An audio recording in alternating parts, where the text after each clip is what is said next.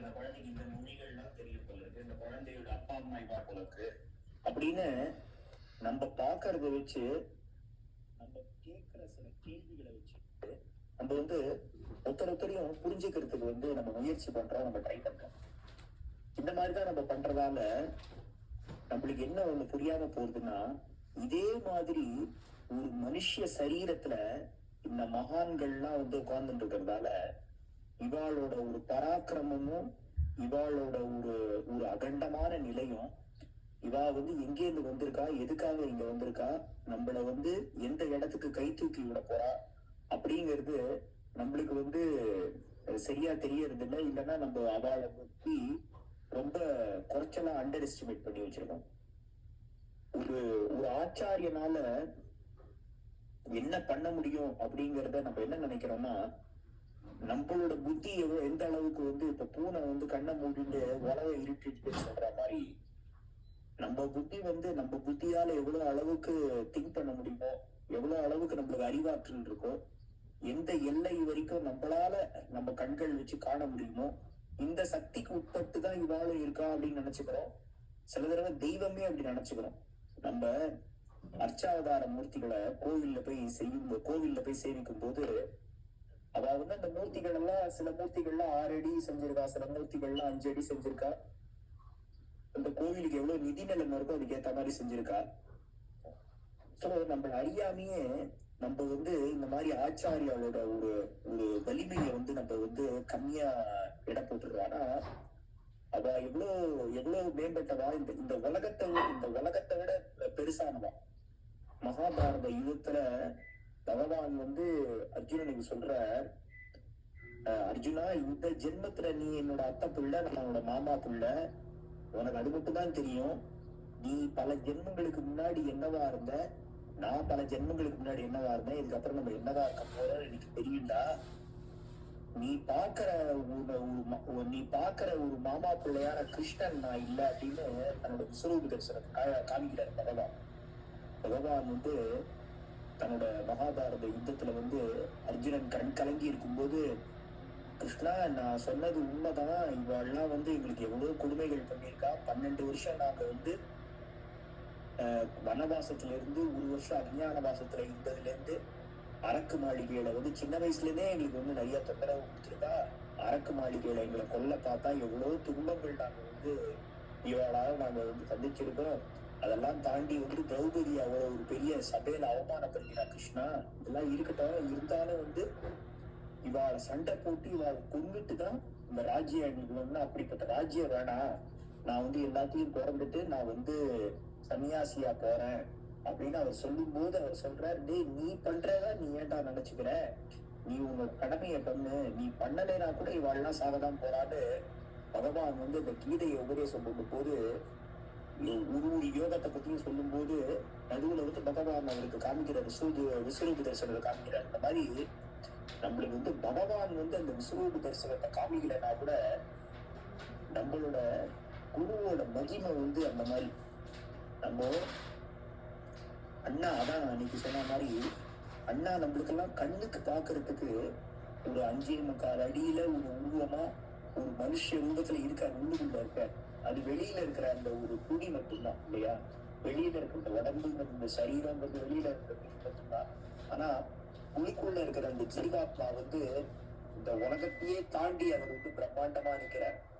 அவர் நினைச்சாருன்னா நம்மள அம்பாள் எப்படி விநாயகரை சொல்லி முடிச்சுட்டு மத்தவெல்லாம் கைலாசத்துக்கு போயிட்டான உடனே விநாயகர் தன்னோட துதிக்கையால ஔவையாரை தூக்கி டைரக்டா கைலாசத்துல உட்காந்து வச்சுட்டாரோ, அந்த மாதிரி குருதேவரால்தான் அந்த மாதிரி ஒரு ஞானத்தை கொடுத்து நம்மள பகவான் கிட்ட கொண்டு போய் சேர்க்க முடியும். அப்பேற்பட்ட ஒரு வலிமை இருக்கு, அப்பேற்பட்ட ஒரு அவளுக்குள்ள அப்பேற்பட்ட ஒரு சக்தி இருக்கு. அது நம்மளால புரிஞ்சுக்க முடியாது, நம்ம புரிஞ்சுக்கணும்னு அவசியமும் கிடையாது. நம்மளோட கடமை என்னன்னா, நம்ம அவ கிட்ட சரணாகதி அடைஞ்சா போதும். நம்ம குருதேவர்கிட்ட சரணாகதி அடைஞ்சு, குருவே நீ என்ன சொல்றியோ அதை நான் சொல்றேன். இந்த சிருங்கேரி சாரதா பீடத்துல இருந்த ஒரு இந்த நிருசிம்ம பாரதி சுவாமி கிட்ட ஒருத்தர் போய், நான் விநாயகர் மந்திரம், அப்புறம் அம்பாளோட மந்திரம், அப்புறம் பரமேஸ்வரோட மந்திரம், எல்லா மந்திரமும் நான் உபதேசம் வாங்கிட்டு இருக்கேன். எல்லாமே நான் ஒவ்வொன்றா ஜபம் பண்றேன். ஆனா நான் வந்து விநாயகர் மந்திர உபதேசம் வாங்கிட்டு அது ஜபம் பண்ணும்போது கஷ்டப்பட்டு என்னோட மனசுல வந்து விநாயகரோட அந்த உருவத்தை கொண்டு வரேன். கொண்டு வந்து அந்த ஜபத்தை முடிக்கிறதுக்குள்ள அடுத்து திருப்பி அம்பாள் மந்திரம் வந்துடுது. அதனால என்ன பண்ண வேண்டியதா இருக்குன்னா, அந்த விநாயகரோட உருவத்தை மனசுல அழிச்சிட்டு திருப்பி அம்பாளோட உருவத்தை அதுல கொண்டு வர வேண்டியதா இருக்கு. அது ரொம்ப கஷ்டமா இருக்கு.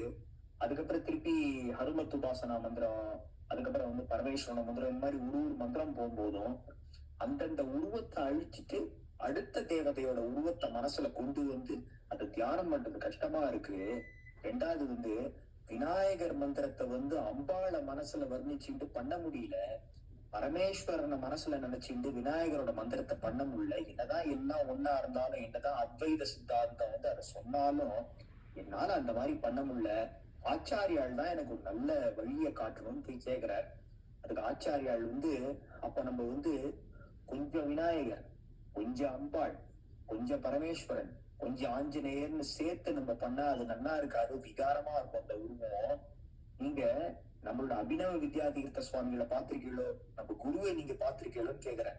குருவை பார்த்திருக்கேன்னு போது எப்பேற்பட்ட தபஸ்வி நம்ம குரு, எவ்வளவு வேதாந்த விஷயங்கள்லாம் படிச்சிருக்க, எப்பேற்பட்ட ஒரு சத்திய நிஷ்டர், எப்பேற்பட்ட ஒரு சித்த பிரஜர், அவரை நினைச்சு பண்ணலாமே அப்படிங்கிற இப்பேற்பட்ட ஒரு பதில் இல்லையா?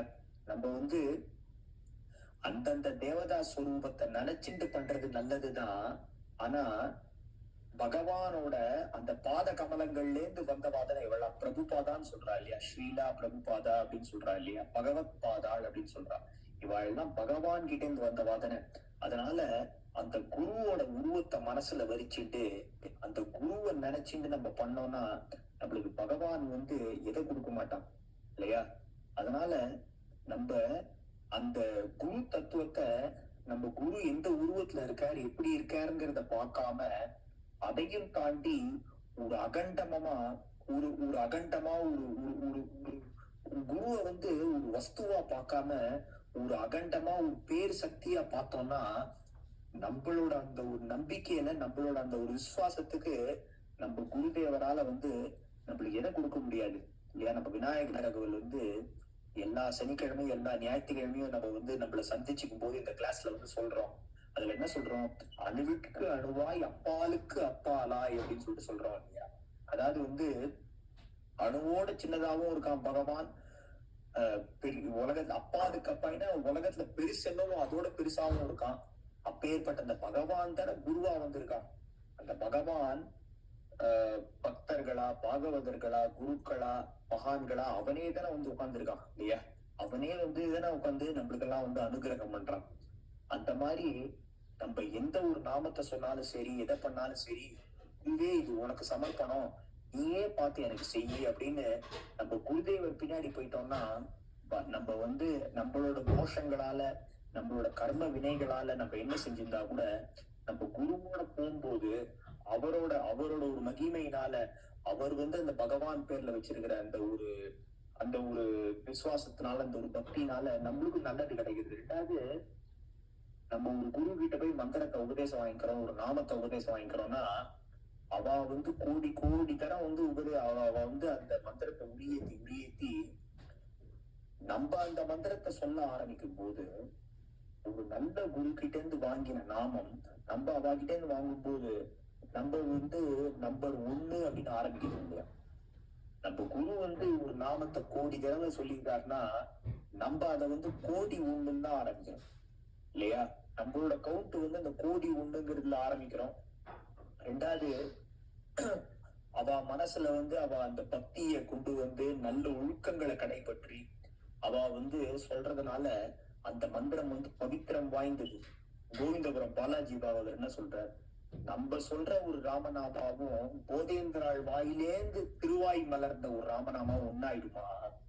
நம்ம சொல்ற ஒரு ராமகிருஷ்ண ஹரி வாசுதேவரையும் நம்ம ஸ்ரீ அண்ணா சொன்னதோட ஒன்னாயிடுமா? இல்ல முரளிதர சுவாமிகள் சொன்னதோட ஒன்னாயிடுமா? ஏன் இந்த மாதிரி சொல்றான்னா, அவ வந்து தன்னோட நல்ல ஒழுக்கங்கள் காரணமா, நல்ல எண்ணங்கள் காரணமா, தபஸ் காரணமா, மன அடக்கம், புலனடக்கம் காரணமா அவ அவ்வளவு தூரம் தபஸ் பண்ணி அந்த நாமத்தெல்லாம் நம்மளுக்கு வந்து சொல்றா. அதுல இருந்து நம்ம எடுத்து சொல்றதால நம்மளும் அந்த மாதிரி வந்து ஒரு நல்ல பாத்திரமா நம்ம வந்து மாறிடுவோம் அப்படிங்கிறது தான். அதனால நம்மளோட நம்மளோட குருமார்களை வந்து எல்லாரும் ஒரு மனுஷ ரூபமா பார்க்காத, குருவால என்ன செய்ய முடியும் அப்படிங்கறதோட குருவால என்ன செய்ய முடியாதுங்கிற அந்த ஒரு கண்ணோட்டத்தோட பாரும்போது எல்லா குருவும் ஒண்ணுதான். அஸ்மதாச்சாரிய பரியந்தாம் வந்தே குரு பரம்பராம் அப்படின்னு அந்த ஸ்லோகத்தை சொல்ற மாதிரி ராமகிருஷ்ண பரமஹம்சர்ல இருந்து, ரமண மகர்ஷில இருந்து, மகா பெரிவால இருந்து, யோகி ராம் சுரத்குமார்ல இருந்து, ஜீயர்ல இருந்து, ஆண்டவன்ல இருந்து எல்லா குருவும் வந்து நம்மளுக்கு ஒண்ணுதான். எல்லா குருவும் வசதி தான். ஏன்னா அவ கிட்ட இருக்கிறது, அவ சொல்றது என்ன, அவளுக்காக எதுவுமே என்னைக்குமே கேட்க போறது இல்லை இல்லையா.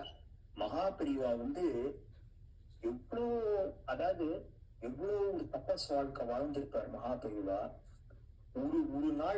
ஒரு நாள் நம்மளால வந்து கூடு விட்டு கூடு பாயிற சக்தியை வச்சுட்டு மகா பெரியவாளோட அந்த உடம்புல போய் நம்மளால ஒரு நாள் இருந்துட முடியுமா? எவ்வளவு பரிசிரமமான வாழ்க்கை, எவ்வளவு கஷ்டப்பட்டுவார். இந்த ரங்கநாத இதுங்கிற மகாதேசிகன் இப்ப கிளியரா இருக்காரு. அவர் சொல்லுவார், அவர் மகா பெரியவா வந்து ஒரு தடவை எங்கேயோ ஒரு இடத்துல கேம்ப் பண்ணிட்டார். ஏதோ ஒரு கோவில்ல உள்ள தூங்குற மாதிரி. இவரை மட்டும் எங்க ஜீயர் வந்து அப்ப பூர்வாசிரமத்துல இருந்தாரா, நீ இங்க தூங்காதரா, நீ வந்து அங்க போய் தூங்கு அப்படின்னு சொல்லிட்டு சொன்னாரா. ஒரு மண்டபம் இருந்துதான், அதுல நீ இங்க தூங்காத, உன்னால தூங்க முடியாது, நீ அங்க போய் தூங்குன்னு சொல்லி அடுத்த நாள் காலத்துல பார்த்தா மகா பெரியவரோட உடம்பு ஃபுல்லா செக்கச்சவேன்னு அப்படியே வந்து செவந்து இருந்தான். பார்த்தா அவ்வளவு மூட்டை பூச்சி கடிச்சிருக்காங்க.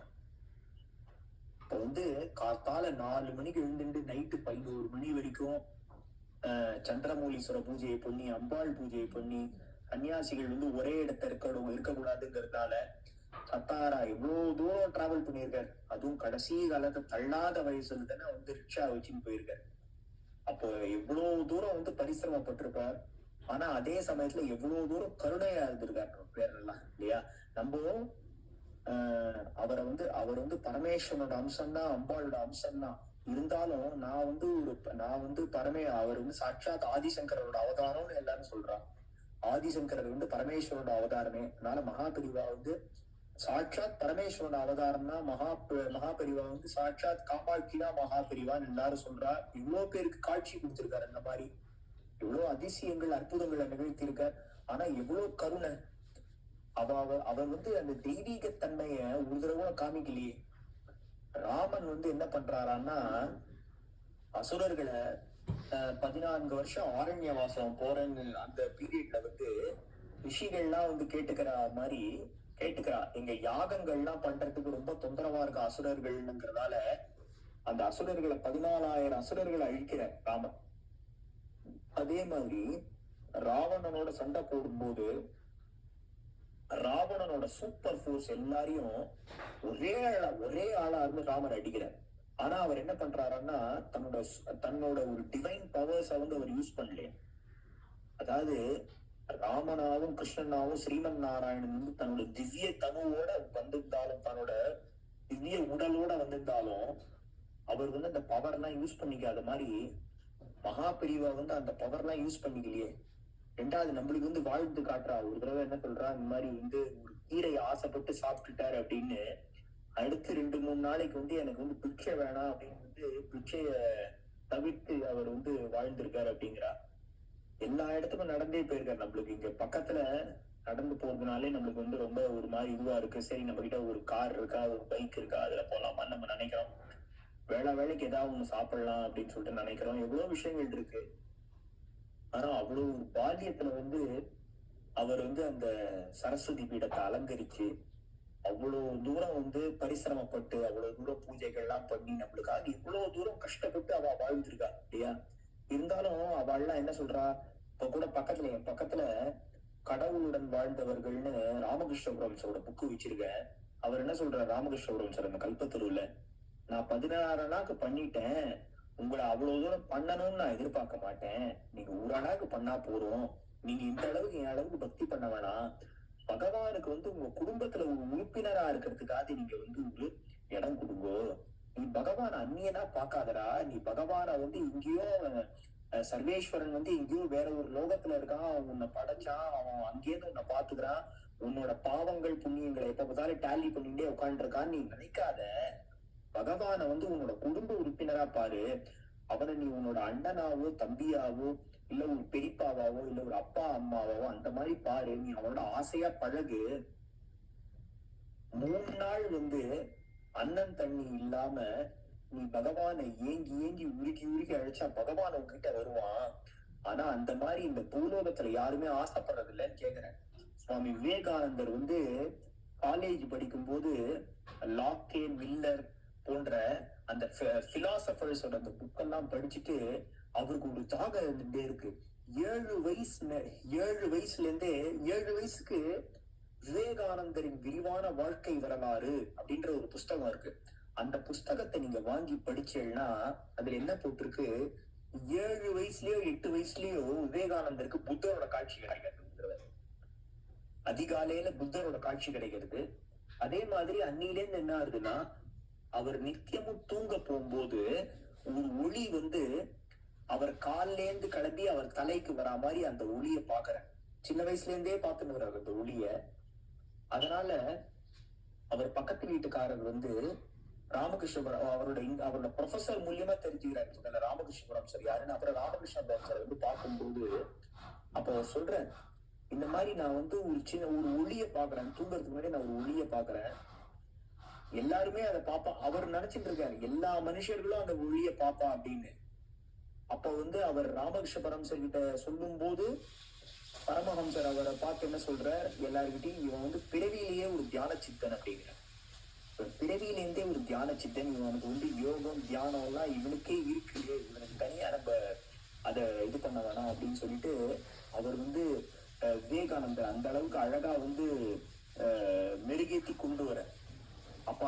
அப்பதான் அதை கேட்கிற அழகா அதை கேட்கிற இந்த மாதிரி விவேகானந்தர் தருணத்துல நீங்க கடவுளை பார்த்திருக்கீங்களா, நான் எப்படி நம்புறது நீங்க கடவுளை பார்த்திருக்கீங்கன்னு கேட்கும்போது அப்ப தன்னோட மனைவிக்காக தன்னோட மக்களுக்காக தன்னோட செல்வாக்குக்காக சொத்துக்காக எல்லாம் அவன் மக்கள் ஏங்கி ஏங்கி அழறாங்க, புலம்பி தீக்கிறாங்க. ஆனா கடவுள்ல உன்னை நான் இன்னைக்கு ஒரு நாள் பார்க்க முடியலையே, இன்னைக்கு ஒரு பொழுது போயிடுதே நான் உன்னை பார்க்க முடியலையே, நான் உன்னை பிரிஞ்சு பல ஜென்மங்களா இருந்து நான் இந்த பூலோகத்துல இருக்கேன், நான் அஜ்ஞானத்துல தவிக்கிறேனே, நீ ஏன் என்கிட்ட நீ வரமாட்டேங்கிற. அண்ணா எப்பயும் சொல்ற மாதிரி ஒரு சின்ன குழந்தைகிட்ட பொம்மை எல்லாம் கொடுத்துட்டு அவன் அம்மா சமையல் வேலை போய் பார்க்க போற மாதிரி நான் அந்த பொம்மையை வச்சு திருப்தி அடைஞ்சிடுறேனே, என்னை இந்த அஜ்ஞானம் சூழ்ந்திருக்கு, நீ எப்ப என்கிட்ட வரப்போற. அந்த மாதிரி நம்ம அழுது கேட்டா அப்பா உங்ககிட்ட வருவா அப்படின்னு பரமஹம்சர் விவேகானந்தருக்கு சொல்லி அவர் பின்னாடி கஷ்டப்படுற காலத்துல நீ செவ்வாய்க்கிழமை நைட்டு 9 மணிக்கு வா, நீ அம்பாளை உனக்கு தரிசனம் பண்ற மாதிரி நான் பண்றேன், நீ அம்பாள் கிட்டயே போய் கேளு, என் குடும்பம் அவ்வளவு கஷ்டப்படுறதுமா, என் குடும்பத்துக்கு தான் வழி பண்ணுமானா. செவ்வாய்க்கிழமை ராத்திரி 9 மணிக்கு இவர் அவர் உள்ள அனுப்புறாரு, நீ பவதாரணிய போய் நீயே கேளு போ, காளிமாவை நீயே போய் கேளு போனா உள்ள போய் கேக்குறாரு. பார்த்தா காளிமா சாட்சாத்காரம் பண்றாரு. அந்த காளிமாவை அப்படியே பாக்குறாரு நேர்ல. அதாவது ரத்தமும் சதையுமா இன்னொரு ஒரு மனுஷன் பாக்குற மாதிரி அவர் அப்படியே நேருக்கு நேர் பாக்குறாரு காளிமாவை. அதாவது அந்த சுத்த சத்த தேவதைய பாக்குறாரு. தேவதைய பார்த்த உடனே அவருக்கு ஒண்ணுமே தோணலையா, அவங்க குடும்பம் கஷ்டப்படுறது, அண்ணன் தம்பி அப்புறம் அம்மா எல்லாம் சாப்பாடு இல்லாம இருக்காளே, தங்கச்சி எல்லாம் பசியோட டெய்லி வாடுறாளேன்னு எல்லாம் தோணலையா. உடனே விவேகானந்தர் அங்க போய் எனக்கு பக்தியை கொடு, ஞான வைராகியத்தை கொடுன்னு கேக்குறாரு. அப்புறம் திருப்பி வெளில ஐயோ நான் கேட்க விட்டுட்டேன், எனக்கு அங்க போய் அம்பாளை பார்த்த உடனே என்ன கேட்கணும்னு தெரியல, எனக்கு இன்னொரு வாய்ப்பு கொடுங்கன்னு உடனே இன்னொரு தடவை போயிட்டு அப்புறம் 3வது தடவை உள்ள போகும்போதுதான் ரியலைஸ் பண்றேன், ஒரு பெரிய அரசனோட அன்பை பெற்ற ஒருத்தன் அரசன் பெரிய அரசன் இருக்கான், அந்த நாட்டுக்கே சக்கரவர்த்தி, அவங்கிட்ட ஒரு ஏழை போறான். அந்த அரசன் கேக்குறான், நீ என்ன வேணா எடுத்துக்கோ, நீ என்ன வேணா, நீ என்ன இந்த நாட்டுல எனக்கு நீ அன்புக்கு பாத்திரமாயிட்ட, எனக்கு இன்னைக்கு உன்னை ரொம்ப பிடிச்சிருக்கு, நீ இங்க இருக்கிற என்ன வேணா என்ன வேணா எடுத்துக்கோ, என்ன சொத்து வேணா எடுத்துக்கோ, என்ன நகை நட்டு வேணா எடுத்துக்கோ, என்ன நவரத்னங்கள் வேணா எடுத்துக்கோ, இல்லைன்னா இவ்வளவு ஊர் வேணுமா, இவ்வளவு கிராமம் வேணுமா, என்ன வேணா எடுத்துக்கோன்னா அப்பேற்பட்ட ஒரு தயாள குணம் உள்ள அந்த அரசன் கிட்ட அன்னைக்கு அவனுக்கு உதவி பண்ணியே ஆகணும்ன்ற தீர்மானத்துல உள்ள அந்த அரசன் கிட்ட போய் எனக்கு இன்னைக்கு என் மனைவி பூசணிக்காய் சாம்பார் பண்ண போறேன்னு சொன்னா எனக்கு ஒரு பெரிய பூசணிக்காயா கொடுக்குறா அப்படின்னா எப்படி இருக்கும். ஒரு சாதாரண குழந்தை கூட, நம்ம வீட்டுல ஒரு குழந்தை இருக்குன்னா அந்த குழந்தைகிட்ட போய் இந்த மாதிரி ஒரு சினாரியோ நடக்குன்னா, இந்த அரசன் வந்து இந்த மாதிரி ஒருத்தருக்கு சொன்ன, இந்த நாட்டை ஆள்றவர், அந்த இந்த ஜனம் வந்து அந்த அந்த ஆள் வந்து இந்த மாதிரி கேட்டானா குழந்தை கூட சிரிக்கும். இல்ல என்னப்பா அந்த ஆள் வந்து முட்டாள்தனமா கேட்கிறார், அந்த அரசன் வந்து எல்லாத்தையும் கொடுக்கறதுக்கு தயாரா இருக்கும்போது இவர் வந்து நல்லா அடுத்த ஒரு அடுத்த இவ்வளவு நாளுக்கு இவ்வளவு காலத்துக்கு வந்து சௌக்கியமா இருக்கிற மாதிரி இவ்வளவு பணத்தை கேட்க மாட்டாரோ, இவ்வளவு பொற்காசுகளை, இவ்வளவு நகைகளை, இவ்வளவு ஆடை ஆபரணங்களை, இவ்வளவு ஐஸ்வர்யங்களை கேட்க மாட்டாரோன்ற மாதிரி பரமஹம்சர் சொல்றாரு. அந்த மாதிரி நம்ம தெய்வத்துக்கிட்ட என்ன கேட்கணும் என்ன கேட்க கூடாதுங்கிறது இருக்கு. அதுதான் வந்து அஜ்ஞானத்துக்கும் ஞானத்துக்கும் வித்தியாசம் அப்படின்னு அவருக்கு வந்து கொஞ்சம் கொஞ்சமா சுவாமி விவேகானந்தரை வந்து நரேந்திரர்ல இருந்து சுவாமி விவேகானந்தரா மாத்துறாரு. அவர் எதுக்கு வர்றார், நீங்க வந்து பண்டைய ரிஷியான நரேன் நீங்க பண்டைய ரிஷியான நரன், நீங்க வந்து தபஸ் பண்ணிருந்தீங்க, நம்மளோட காரியம் இது இல்லை, நம்ம இதுதான் பண்ணணும் அப்படின்னு அவர் வந்து சுவாமி விவேகானந்தரை வந்து அவர் உருவாக்குறார்.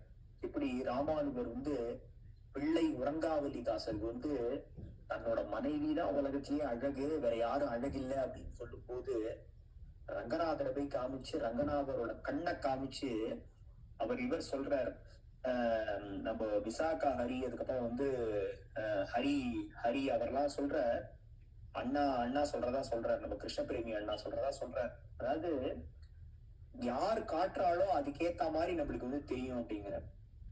அதாவது ஒரு குரு வந்து நம்மளுக்கு தெய்வத்தை காமிக்கிறதுக்கும் நம்மளா போய் ஒரு தெய்வத்தை தரிசனம் பண்றதுக்கும் அது வேற வேற எஃபெக்ட் உண்டு.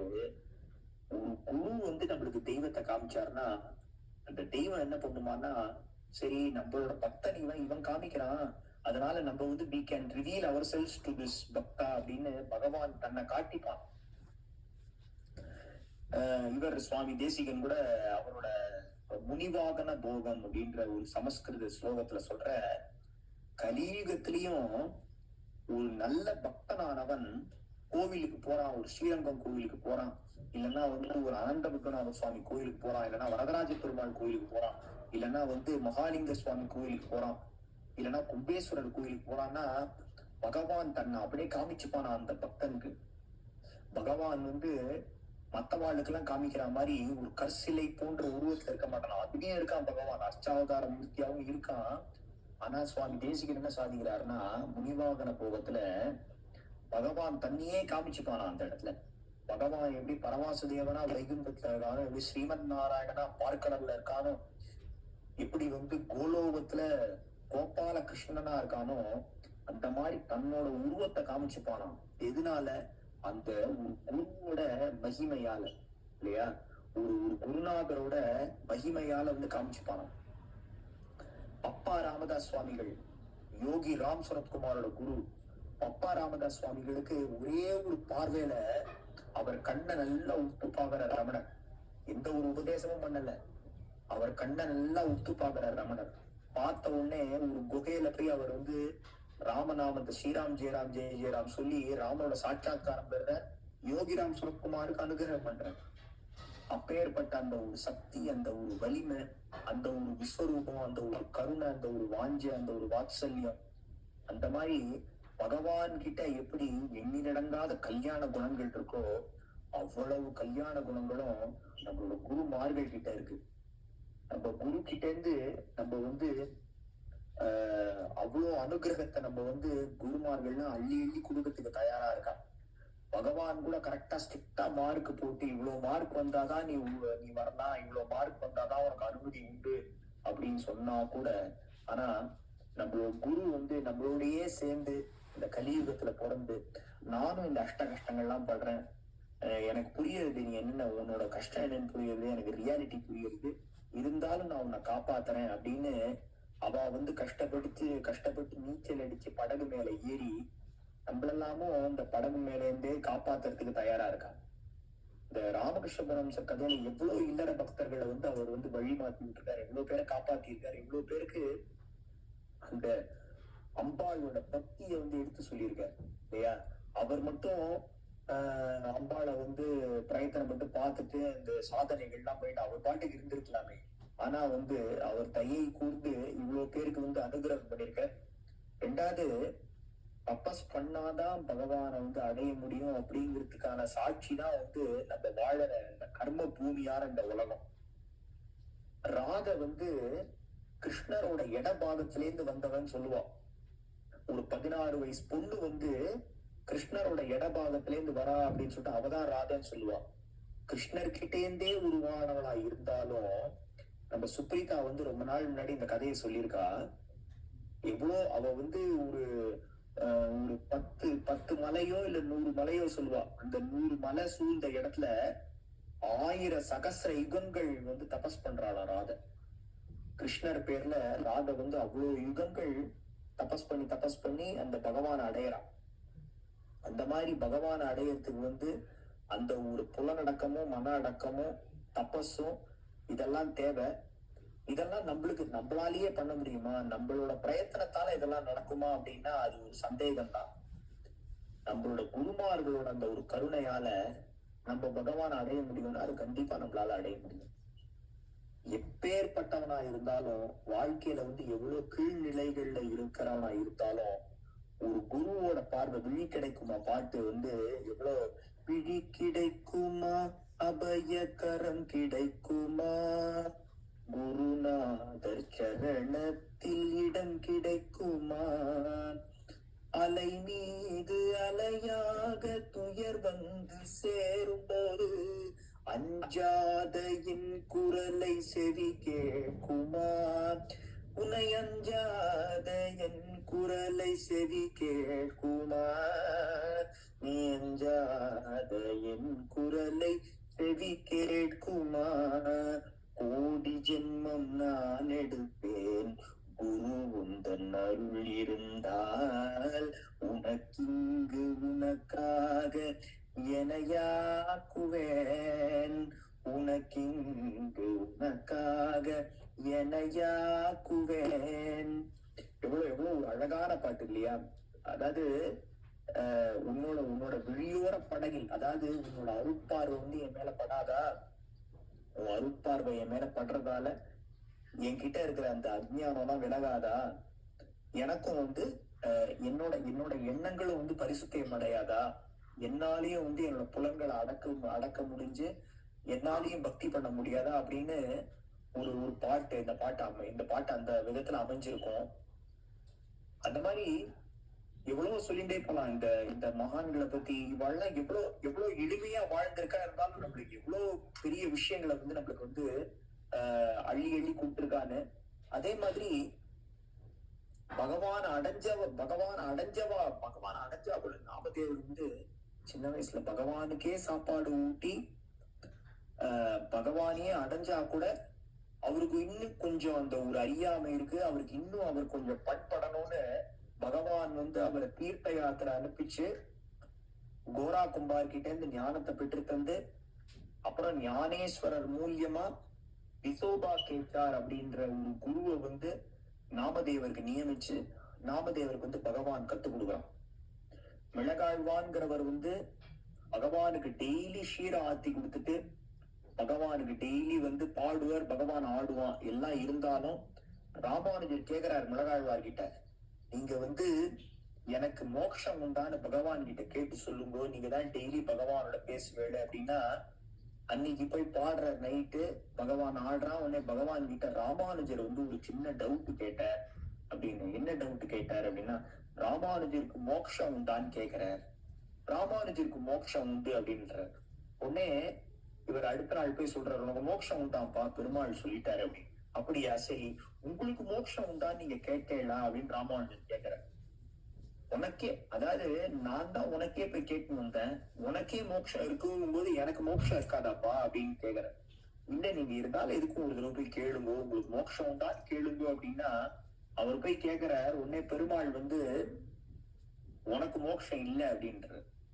ஏன் எனக்கு மோட்சம் இல்லைன்னும் போது, நீ நான் டெய்லி பக்தியோட பாடுறேன், நீங்க ஆடுறேன், நான் உங்களுக்கு ஷீரம் கலந்து கொடுக்குறேன், நீங்க அதை சாப்பிடுறேன் அப்படின்னா அதெல்லாம் சரி, அது பக்தியோட போயிடும். ஆனா மோட்சம் உனக்கு கொடுக்கணும்னா ஒரு ஆச்சாரியின் மூலமா தான் நீ வரணும்னு அப்புறம் அவர் ராமானுஜரிய தன்னோட ஆச்சாரியனா எடுத்துட்டார் அப்படின்னு அந்த கதை வரும். வைஷ்ணவ சித்தாந்தத்துல ஆச்சாரியர்களை பத்தி அவ்வளவு மகிமையா சொல்லியிருக்கா. ஆச்சாரியன் மூலமா தான் என்னுயிர் தந்தளித்தவரை சரணம் புக்கு ஞானடைவே அவர் குருக்கள் நிறைவணங்கி பின்னருளால் பெரும்பூதூர் தந்த வள்ளல் பெரிய நம்பி ஆள வந்தார் மணக்கால் நம்பி நன்னெறியை அவர் குறைத்த உய்யக் கொண்டார் நாதமுனி சடகோபன் சேனை நாகாதன் இன்னமுத திருமகள் இன்றிவரை முன்னிட்டு எம்பெருமான் திருவடிகள் அடைகின்றேனே. முதல்ல என்னுயிர் தந்தளித்தவரை, அதாவது எங்க அப்பா அம்மா, எனக்கு இந்த உயிரை கொடுத்த எங்க அப்பா அம்மா, அப்புறம் என்னோட ஆச்சாரியன், எனக்கு யார்கிட்ட சமாஷன் நடந்ததோ அந்த ஆச்சாரியன் அப்படின்னு. அதுக்கப்புறம் யாரு? ராமானுஜர். அப்புறம் ராமானுஜரோட குரு, அப்புறம் விஸ்வக்ஷேனர், அப்புறம் தாயார், இவாளெல்லாம் முன்னிறுத்தி பெருமாளை நம்ம அடையணும் அப்படின்னு சொல்லிட்டு அதுல சொல்லியிருக்கு. அதனால இன்னைக்குமே நம்ம நம்மளோட குருமார்கள் கிட்ட நம்மளோட ஒரு நன்றி உணர்ச்சியோட அவளை நம்ம எப்பயுமே மனசுல நினைச்சுட்டு அவளை பத்தி நம்ம என்னைக்குமே போற்றி புகழ்ந்துட்டு நம்ம இருப்போம். எந்த குருவா இருந்தாலும் எல்லா குருவும் ஒண்ணுதான். நம்ம மகாபரிவாளும் ஒண்ணுதான், ரமண மகர்ஷியும் ஒண்ணுதான், சிங்கேரி சாரதா பீட்டத்துல வர எல்லா குருக்களும் ஒண்ணுதான், எல்லாருமே ஒண்ணுதான். அதனால எந்த குருவை நீங்க தேர்ந்தெடுத்தாலும் பரவாயில்ல, அவளை நினைச்சுட்டே இருங்கோ. நம்மளோட இயலாமைய அவகிட்ட சொல்லிட்டே இருப்போம். இந்த மாதிரி எங்களா இது முடியல, நீ தான் என்ன பண்ணணும், இந்த சம்சார சாகரத்தை என்னோட ஒரு முயற்சியால என்னால கடக்க முடியாது, பகவானே நீ தான் அதை தாண்டி கொடுக்கணும் அப்படின்னு நம்ம அவகிட்ட வேண்டிகிட்டே இருப்போம். அவ நம்மளுக்கு அனுகிரகம் பண்ணுவா. அதே மாதிரி நம்மளோட பக்திங்கிற முயற்சியை எக்காரணத்தை கொண்டும் கைவிட வேணாம். ஏன்னா அதுக்கு ஒரு சிறந்ததான மகாபக்த விஜயத்துல உள்ள சிறந்த சரித்திரங்கள் நம்ம பக்திய எந்த நேரத்திலையும் கைவிடக்கூடாதுங்கிறதுக்கான ஒரு உதாரணங்கள் கூர்மதாசரோட கதையும் சூர்தாசரோட கதையும். ஏன்னா சூர்தாசரால நடக்க முடியும், ஆனா சூர்தாசரால பார்க்க முடியாது. கூர்மதாசரால நடக்கவே முடியாது, பாவம் தேய்ச்சின்னு தான் போகணும் எல்லா இடத்துக்கும். அப்ப நீங்க யோசிச்சு பாருங்க, அவர் பிரதிஷ்டானபுரத்துல ஒரு தடவை கதை கேட்டுட்டு பன்றிபுரத்துக்கு போனா நல்லது அப்படின்னு அவரோட அதாவது அவ்வளவு தூரமா பன்றிபுரம் அவர் ஊர்ல இருந்து அவர் எவ்வளவு தூரம் தேய்ச்சின்னு மெனக்கெட்டுன்னு போயிருப்பார். எவ்வளவு, அதாவது இரவுலயும் பரவாயில்ல பகல்லையும் பரவாயில்ல, ஒரு மனுஷன் ரோட்ல தேய்ச்சின்னு போனா எவ்வளவு நல்லா ரோடு போட்டிருந்தாலும் உடம்பு தேய்ச்சி போய் ரத்தம் வராதா உடம்புல இருக்கு.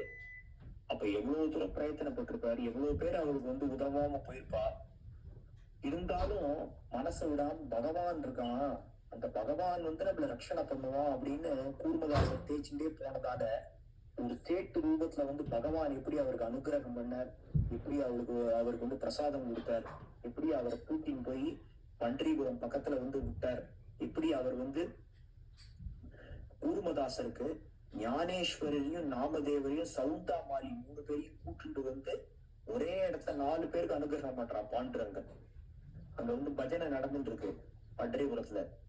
பாண்டுரங்கன் பார்த்தா அங்க இல்ல, எங்கேயோ போறான். ஞானேஸ்வரருக்கும் நாமதேவருக்கும் தெரிஞ்சுக்கிட்டு, பாண்டுரங்கா எங்க போற, எங்களை விட்டுட்டு எங்க போறேன்னு அவன் ஞான கண்ணை பார்த்து கேக்குறான். இரு வரேன்னு போற. பார்த்தா பக்கத்துல நந்தவன கைங்கரியம் பண்ணிட்டு பேரு சவுந்தாமாலின்னு. அவர் பண்ற பக்தி வேற யாருக்குமே தெரியாது, அவருக்கு மட்டும்தான் தெரியும். அவர் சைலண்டா அந்த மனுஷன் மனசுக்குள்ளேயே பக்தி பண்ணிட்டு இருக்காரு. அந்த மாதிரி பக்தி பண்ணிட்டு இருக்கும் போது பாண்டுரங்கன் என்ன பண்றான், இந்த நாமதேவர் ஞானேஸ்வர் கண்ணுல படாம கடகடன் ஓடி போய் அந்த சவுந்தாமாலி கிட்ட எனக்கு ஒளிஞ்சுக்கிறதுக்கு இடம் கொடுன்னு கேட்கறான். விட்டலா, உனக்கு ஒளிஞ்சுக்கிறதுக்கு ஒரு இடமா, உன்னை நான் எங்க ஒளிய வைக்க முடியும் போது அவர் மனசுல போய் ஒளிஞ்சுக்கிறான். அந்த சரித்திரத்துல வருது, எவ்வளவு அழகா இருக்குல்ல. பாண்டுரங்கன் சவுந்தாமாலியோட மனசுல போய் ஒளிஞ்சுட்டு அப்புறமா இந்த லீலையை நிகழ்த்திட்டு அவ 3 பேரும் கிளம்பி கூர்மதாசருக்கு அனுகிரகம் பண்ண போறான். ஞானதேவர் ஞானேஸ்வரர் நாமதேவர் மேல கைய போட்டுண்டு சவுந்தாமாலியோட கூர்மதாசருக்கு போய் அனுகிரகம் பண்றது. சொல்ல வரேன்னா, கூர்மதாசரால் நடக்கவே முடியாது, கை கால் 2மே அவருக்கு வராதுன்னாலும் உடம்ப தேய்ச்சிட்டு போய் அவ்வளவு பரிசிரமம் பட்டாலும் நம்ம பக்தி பண்ணணும், பகவானை நினைச்சுட்டே இருக்கணும், பகவான் மேல அன்பு செலுத்தணும், பகவானை அடையணும்னு அவர் ஆசைப்பட்ட மாதிரி, எப்படி ஒரு மகாரா பிறந்தா கூட கோவிலுக்குள்ள தன்னை அனுமதிக்கப்படலைன்னா கூட ரோகாமேல் மகாராஜ் அவ்வளவு தூரம் ஏங்கி ஆசைப்பட்டு சௌரா கிட்ட சொல்றா, இந்த ஒரு ஜென்மத்துல கிடைச்சிருக்கு சௌரா, இதை நம்ம விட்டுறவே கூடாது. பூர்வ ஜென்மிச்சாச்சே அசேல புண்ணியாச்சே தாத்தா முக்கி நாம ஸ்ரீராம கிருஷ்ண ஹரி பாக்யவந்தாகரி பஜன கீர்த்தன ராஜவாட்டி பாஹே ரகுநந்தன. பக்கத்துல இருக்கிறவாள்லாம் நம்மள மாதிரி தோற்றுமை தொழில் செய்யறவாதான். அவளோட குடிசையும் நம்ம குடிசையும் ஒரே மாதிரி இருக்கலாம். அவள்லாம் வேலை முடிச்சிட்டு வீட்டுக்கு வந்த அப்புறம் ஒரு பானம் பண்றா, நம்மளும் ஒரு பானம் பண்ணுவோம். என்ன பானம்? பகவத் பானம் பண்ணுவோம். ராம் கிருஷ்ண ஹரி ஜெய் ஜெய் ராம் கிருஷ்ண ஹரி ராம் கிருஷ்ண ஹரி ஜெய் ஜெய் ராம் கிருஷ்ண ஹரி ராம் கிருஷ்ண ஹரி ஜெய் ஜெய் ராம் கிருஷ்ண ஹரி ராம் கிருஷ்ண ஹரி ஜெய் ஜெய் ராம் கிருஷ்ண ஹரி ராம் கிருஷ்ண ஹரி ஜெய் ஜெய் ராம் கிருஷ்ண ஹரி ராம் கிருஷ்ண ஹரி ஜெய் ஜெய் ராம் கிருஷ்ண ஹரி. இந்த பகவான் பக்த வத்சலன் ஓடி வரானே, குருவனுக்காக ஓடி வரார் பகவான். பிரகலாதனுக்காக ஓடி வரார், பக்தர்களுக்காக ஓடி வரார் இல்லையா? அதாவது பக்தர்களுக்காக எந்த ஒரு வேலையும் செய்யறதுக்கு தயாரா ஒரு வேலைக்காரனா, ஒரு கூலியாளா, அவங்க வீட்டுல எல்லா வேலையும் 2 கை போயிடுதுன்னா அவருக்கு எல்லா வேலையும் டாய்லெட் போறதுல இருந்து எல்லா வேலையும் பகவான் பண்றானே, இப்பேற்பட்ட பக்த வத்சலன். அதனால அவர் என்ன சொல்றார், சுயரா நம்ம எந்த குலத்துல பிறந்திருந்தாலும் பரவாயில்லம்மா, அதை பத்தி இல்ல. நம்ம குருநாதர், நம்ம நாமதேவர் குருநாதர் நம்மளுக்கு எதை கொடுத்திருக்கார்? விட்டல மந்திர திரையக்ஷரி கோனி சாகிதரி நிர்காரி காமணி மாசா தன்ய தன்ய.